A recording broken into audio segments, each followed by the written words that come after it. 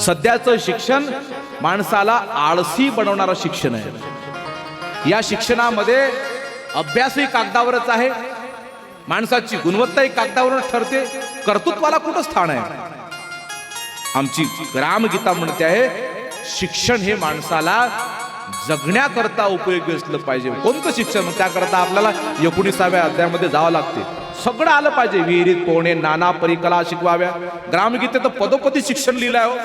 कराया सांगावे आपले काम, दुसऱ्यासाठी परिश्रम शिकवावे, बंधू भगिनी प्रेम सेवा धर्म शिकवावा। महाराज म्हणतात, कराया सांगावे प्रातः ध्यान, सायंकाळी प्रार्थना पूर्ण, झोपता जागता चिंतन आदर्श महापुरुषांचे, नित्य नेहमी उशपान, सूर्यनमस्कार आसन पोहणे आणि निम्म सेवन आरोग्य दयेचे सोपे। ऐका, बघून द्यावे दर्पणी तोंड, वाढवून द्यावे पोशाखांचे बंड, पहान बिडी चहाचे थोतांड सर्वतोपरी वर्जावे।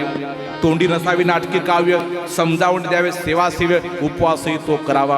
बसू नये मुलीसह शिक्षणे, तेथे समिष्ट नाटके कोठुनी, त्रिणा संगती शृंगार गायन क्षणभरी बसून द्यावे। विवादी कारण दाखवावे, शृंगार काव्यण शिकवावे, व्यायाम दंगली खेळवावे, मुळे निर्भयत्वे।